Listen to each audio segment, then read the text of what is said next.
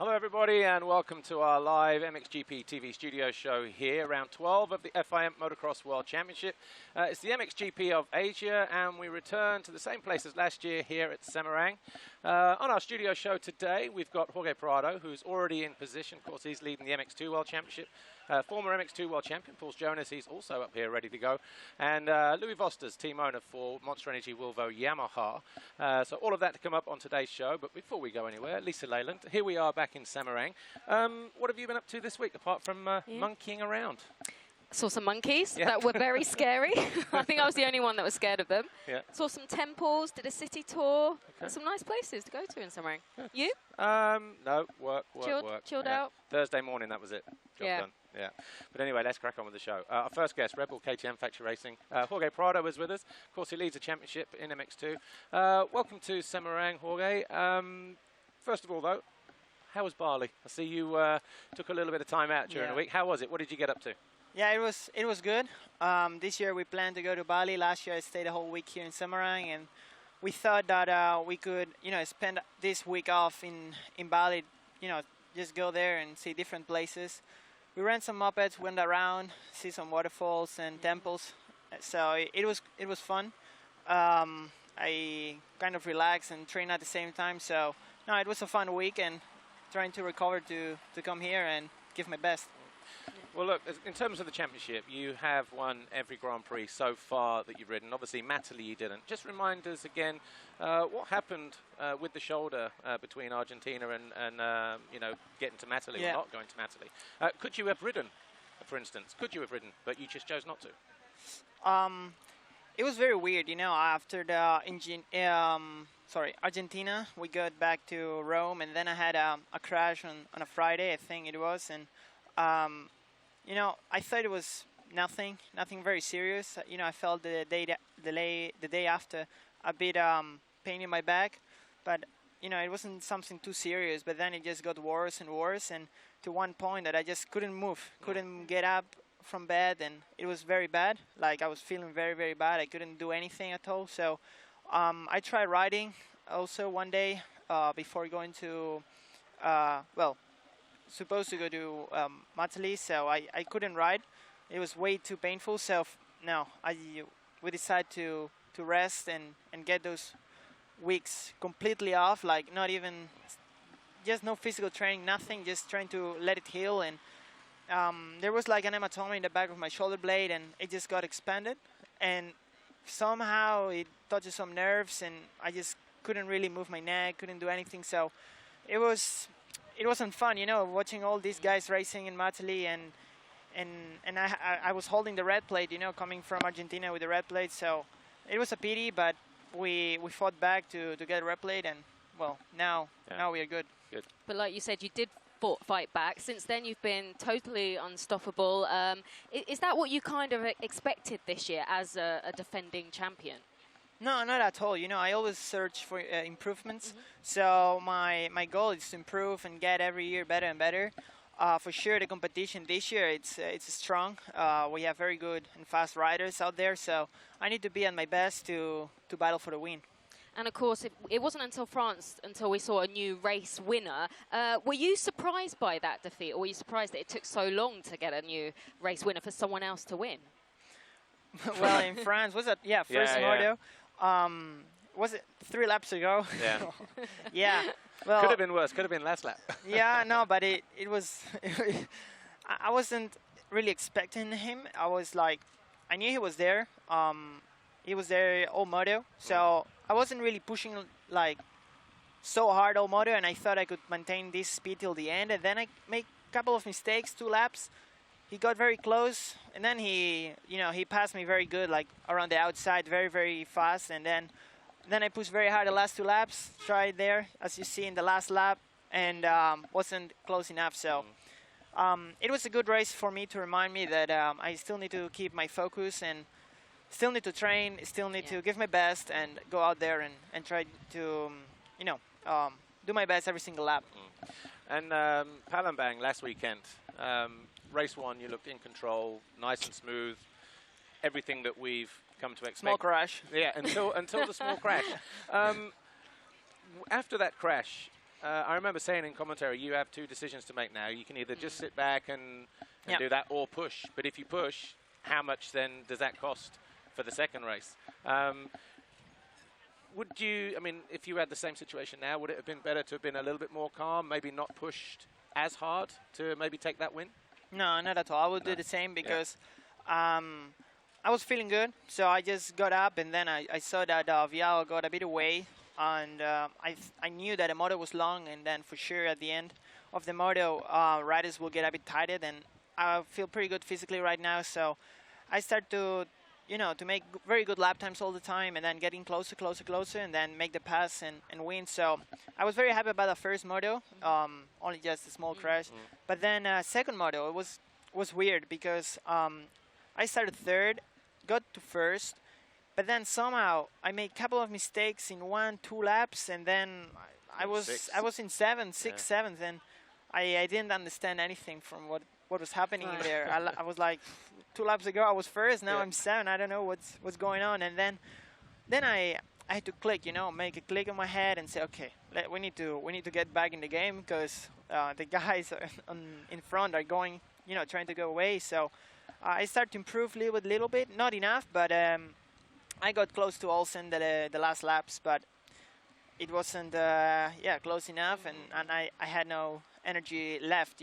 I could maybe risk and give my full all, but then there is the risk that I make a crisis mistake, and I don't need that right now. No. And of course, I mean, like you mentioned, like you were 7th and you had no energy left. Do you think that extra push in that first race took a lot out of you for the second race? I mean, you had heat from all the other guys as well.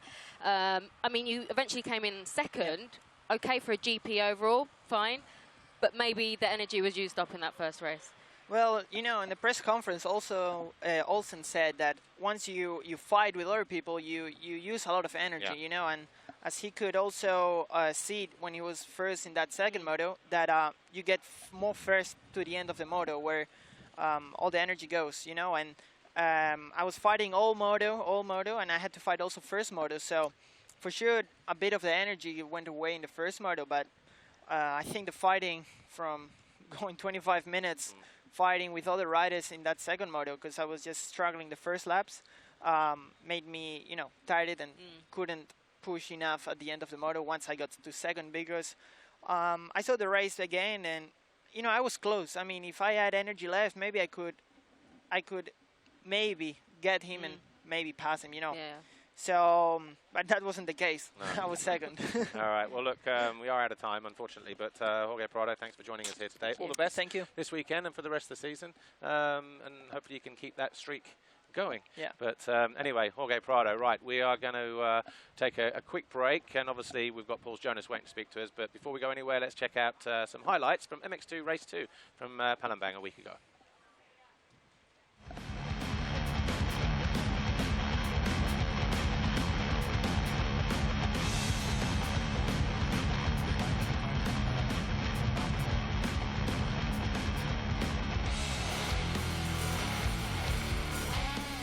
Riders charged down the start straight for MX2 Race 2. Jorge Prado thought he'd grab the whole shot, but it was his teammate who ran him wide going into turn 1. And Vial grabbed his 5th foxhole shot of the season as they charged into Race 2.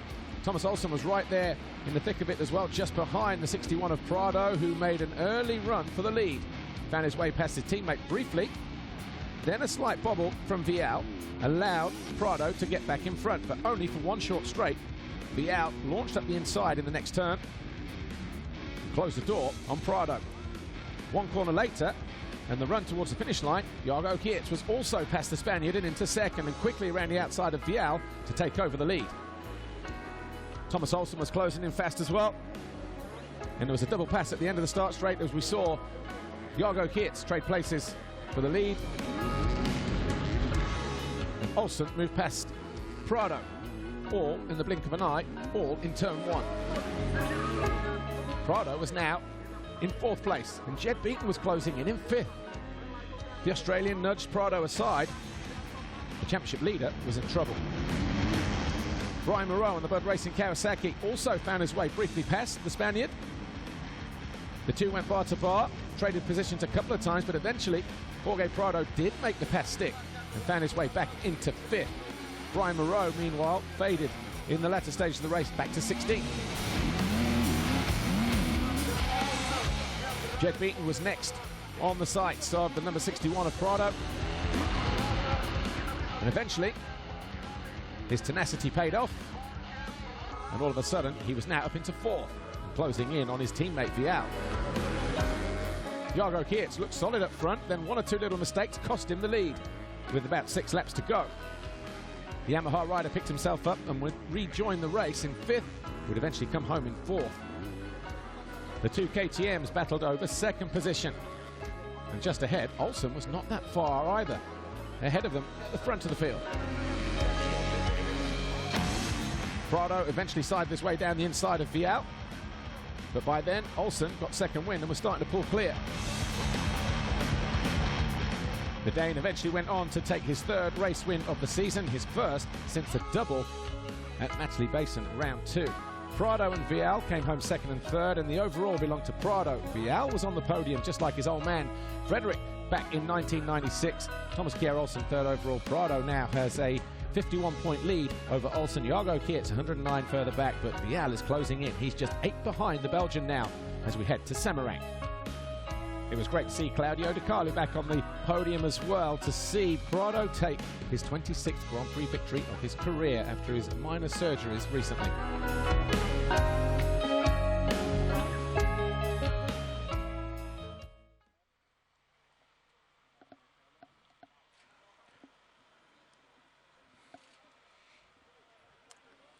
Welcome back to our live studio show, everybody. Here we are at Semarang, round 12 of the FIM Motocross World Championship, the MXGP of Asia. We've just seen Jorge Prado. We now have Pauls Jonas, Rockstar Energy, Husqvarna Factory Racing. Welcome to our studio show. Same time, same place. He was on last year, actually, as an MX2 rider. But before we talk about the season, how did you spend this last few days? What did you get up to? Were you in Bali like everybody else, or did you stay more local? No, actually, after the last weekend in Palembang, we came Monday evening to here, to Semarang, and I actually just stayed in a hotel, did a physical training and relaxed, didn't do so much. And, also last year I did the same thing, came straight to here, so it's not so bad. It's not so bad, just, sometimes 1 week without the bike is also not so bad, and just relaxed by the pool. Sure. Well, it's your first year in MXGP. You are a rookie. The first half of the championship is done. How would you evaluate your season so far, especially after winter surgery? Yeah, and maybe I didn't expect that the transition is gonna be so tough. But okay, I had this injury last year, so I couldn't really practice in the winter so much. I started riding only February, so I had lack of bike time before the season. So it's really been going step by step. It's getting better. The feeling is getting better. Physically, I'm getting better on the bike. But 450 is a tough class. And MXGP, when you see how many good riders are there, like top 15 guys can be on a podium almost every GP. So it's really crazy, and the pack is so tight, and it's really about those small details. If with 250 you could just hammer it, then with the 450 you need to think a little bit more, and the bike setup and all those things means more. Well, the first 4 GPs were pretty close together, but how important was that 5-week break for you before Mantova? Because when you came back, you seemed like a different rider. You made the podium as well. Yeah, for me, already from the beginning of the season, I was looking forward for that 5-week break, because let's be honest, before Argentina, we didn't do any testing, anything with the bike. I just, went there, even before, like 2-3 weeks before, I didn't know if I'm going to race there, and I just went there to, have some fun and maybe score some points. And then that in the 5-week break, we really could hammer the bike time. Then my knee was already quite good, so we didn't bother trainings. And, and that was pretty cool to be back on a podium in Mantova. It felt really special, first MXGP podium. Okay, the conditions, Well, many. What was wrong? What was wrong with the conditions? Many, I think, know that I like mud, and that there you need to think a little bit even more than on the dry conditions. So it's that's where I used to ride, in Latvia. So all those mud trainings are paying off in those conditions. Yeah, winter trainings. Exactly. But now I'm looking forward to be in a podium in normal conditions. Hot conditions. Well, after Mantova, has it been frustrating or perhaps a little bit disappointing not to capitalise on that performance? I mean, I know you just mentioned it, you touched on it earlier. MXGP it's been tough, hasn't it, the transition? Yeah, sure, it's been really tough. Also, when you look to the to the results, you know, then you can see that it's going a bit up and down. And of course, it's in different tracks, different conditions, and I still really need to adapt to, you know, like those Rati and like St. Joe, those type of the tracks with the 450. It's really difficult. So there are a few places where I struggle, and I think few places where I'm better with the 450. And you know, also this week, this track I really like. So hopefully we can do good results. And like you said, not being on the podium after Montova so long. Of course, it's long, but it's my rookie season, and you know that already that I achieved the podium in the rookie season was really good. But for sure, team and me and everyone around is expecting to get better and better results, and it was really disappointing to miss podium by 1 point in Teutschenthal. But you know, that's racing, and we keep working. Okay. Well, you mentioned Teutschenthal. You did bounce back in Germany, second in race, I think it was race 2, fourth overall. You must have been pleased with that. Okay, you just missed the podium, but I mean, it was a great performance from you. Yeah, sure. You know, especially after the first moto, because I finished first moto 10th, and I was really dropping back even. And then the second moto, I got a good start straight behind him, and you know, then I could follow some of his lines and really, you know, follow him and learn some things. And that's, you know, also Teutschenthal is not one of my favorite tracks, but somehow, you know, I just like got a good start and then just went for it, and it worked out. So that's really key. Really key is to get a good start. And actually, when you're on your own like that, like you say, the clarity in your mind, you're not involved with battles. Jorge was just saying a moment ago, the second race for him in Palembang, he led, and then all of a sudden in 3 corners he was second, third, fourth, fifth, sixth, and then fighting, and it takes up so much energy. And here you can just focus, and it's almost like being on a practice track. Yeah, that's the thing, because you know, also during the week practicing, I think I'm riding really, really good with the 450, but then once you come to the race, you're in the pack and you're battling with the guys, you just somehow automatically or maybe over-rev the bike or just make a bad decisions. And, you know, that really helped me, you know, then I could really ride like I should ride the 450, not over-revving really on the torque, and it helps, you know, then you feel really like in a training. And actually in that second moto, I felt like back in the MX2 days, you know, it felt really good. Felt easy. Yes, exactly. Because I think that second place finish was even easier than in first moto the 10th place. Yeah. Well, look, last week, Palembang, brand new track. How was it? You know, what did you think to the track, the location, your performance there, and maybe even the weather, because that was pretty hot last week. Yeah, it was hot. And first of all, the location was really good. You know, we had a track, and the hotel was like 50 meters from there, so it was good to go relaxing between the motos to hotel. That was something new. You know, even in Europe, you cannot have a camper so close to the track. So it was really cool. And you know, the track, I think it was a little bit too small. You know, it would be a really good practice track, but I think for MXGP you need a bit wider. You know, because you saw a few times the guys went off the track because it was really narrow. Yeah, I think okay, they changed the venue last moment, like about 3-4 weeks before. So I think in terms of what they had to work with, you know, I think it worked out okay. Yeah, for sure. You know, from what I heard, you know, they did it in a really short time, so they built a really good track. You know, because it was nice. The track was good. I just said it's just a bit too narrow, but overall it was good. And you know, humidity was crazy there. Also here is hot. I think even temperature is a bit higher, but it's not so humid, so it's not that difficult like it was there. But for sure, I think once we hit the first and second moto here tomorrow afternoon, it's gonna be anyway really hot and really tough. But from Palembang or here, for sure, I will choose this track. You know, this one is a bit more like motocross. You know, it's wide, fast, big jumps, and a little bit more natural. Okay. Well, look, we are out of time. Just stay there, though, 1 second. Just another quick reminder, though, as to our offer that we still have on MXGPTV.com, of course. Our mid-season offer now sees we have 50% discount on MXGP TV, and that means you get everything from all the races so far, the first 11 rounds, everything from now until the end of the season, all 125, 250 European, WMX as well, and, of course, the FIM Monster Energy Motocross the Nations at the end of the season. So if you haven't got it, get it, and I think you'll enjoy it. Anyway, Pauls, we are out of time. Thanks for joining us. All the best for this weekend and the rest of the season. Thanks a lot. Pauls Jonas. Right, before we meet our final guest, let's check in with some highlights from MXGP Race 2 last weekend in Palembang.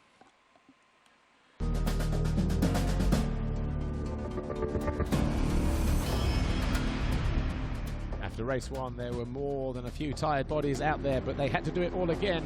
MXGP Race 2. Arno Tonas had issues right at the very first turn. A mechanical issue stood him upright in the first corner. He would not be able to finish the race as Tim Geiser collected foxhole shot number 5. Jeremy Seawer on the outside here with the GoPro was in third, just behind Anstey, but the Brit fell out of turn 3. Would have to calm his way back through the field as a result of that early off-track excursion. Disappointment for Tonus, though, and Monticelli, who also fell on the opening lap.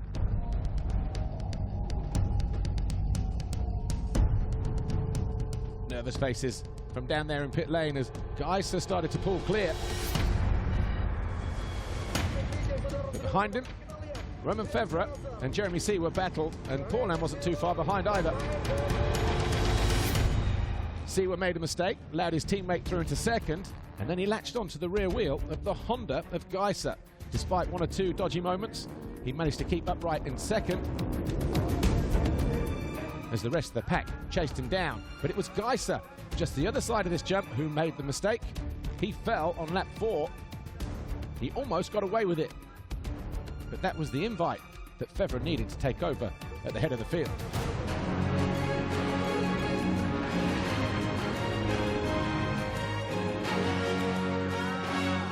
Geiser rejoined the race, made sure his bike was all straight,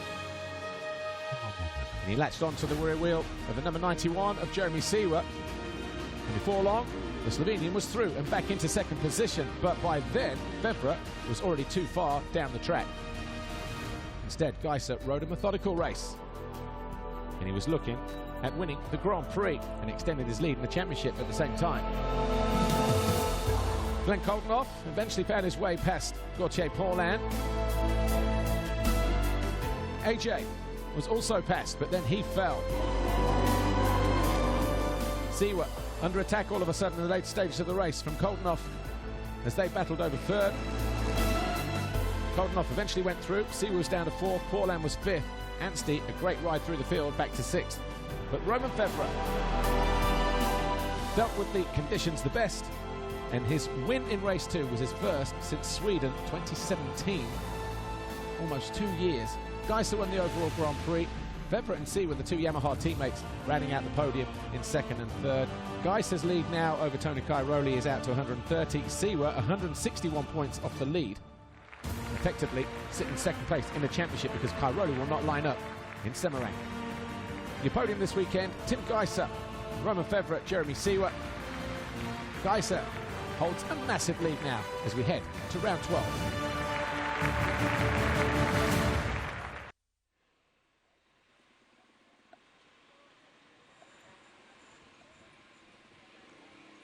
Hello everybody, welcome back to our final part on the studio show here at MXGPTV.com with Lisa Leyland and myself, Paul Malin.